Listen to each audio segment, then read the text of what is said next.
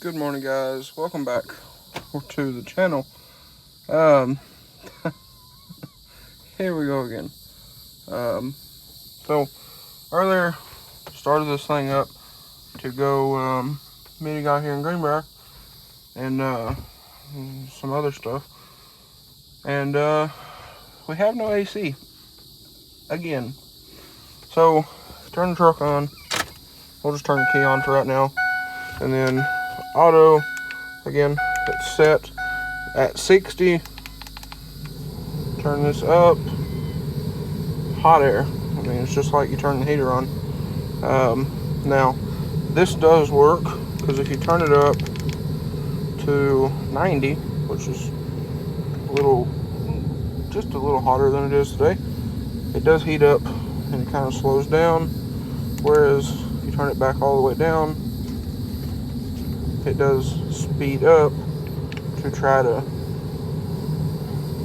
especially if you put it on auto, tries to keep up, you know, because climate control, and it's not doing anything. So come out here, we checked all the fuses are good. The relays work, you can hear the relays. Matter of fact, we'll turn the key on and I will show y'all after it quits dinging. But you can turn it, you can hear the relay. So the relay works, the fuses are fine. I don't know. What we did, we come out here and we hooked up the AC gauges to it, and it shows to have too much pressure on the high end side, about 140, 145.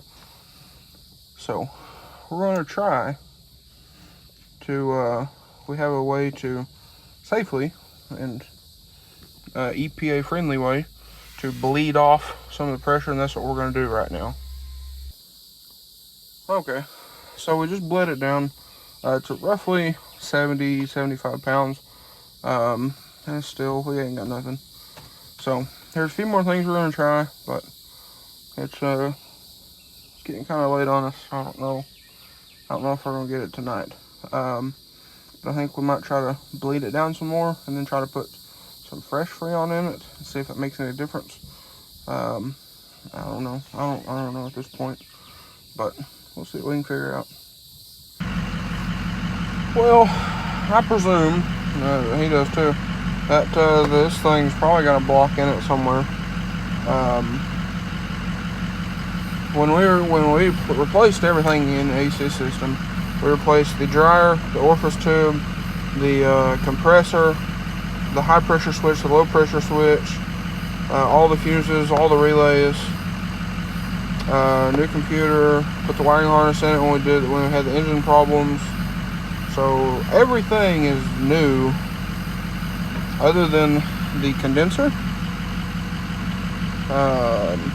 You know, it might be, it might not be, and then the stuff in here, obviously.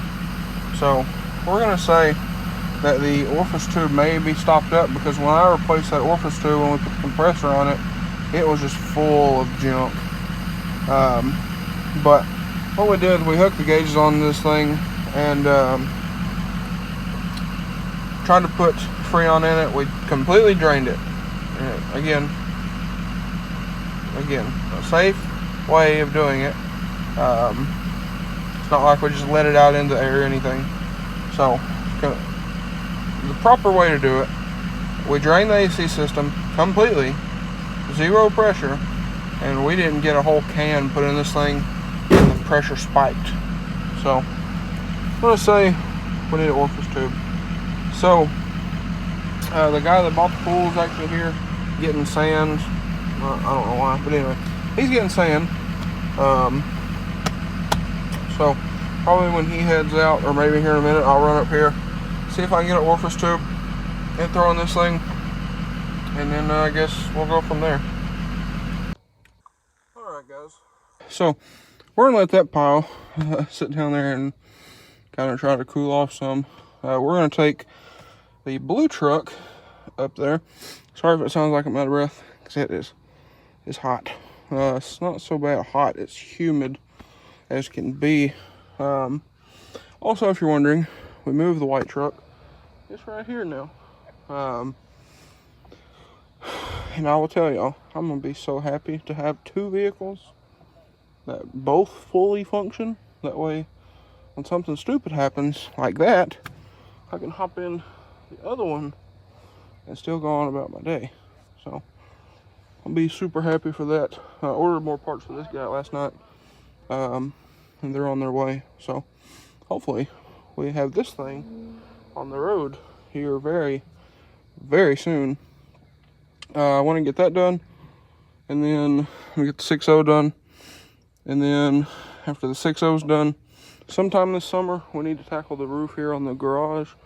But I would like to get the, over there, the 300 painted, get it operational, and then have 3 vehicles that we can have fun with, make content with, whatever we want to do.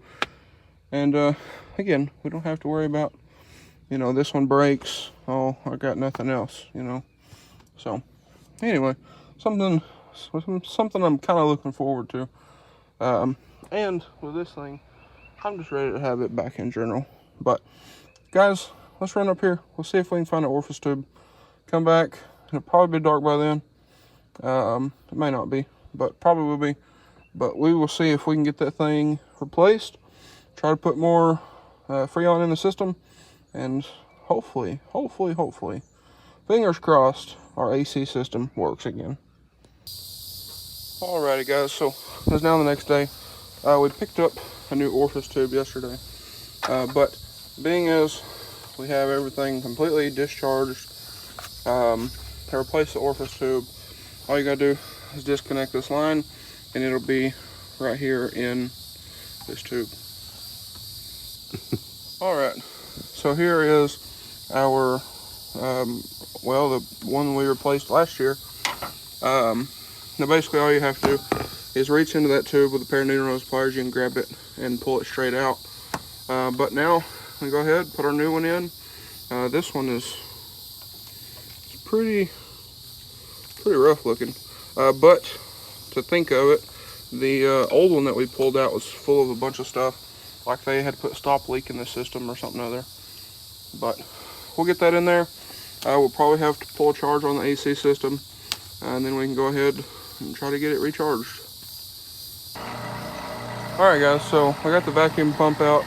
We're going to pull a, like I said, we're going to pull a vacuum on the AC system.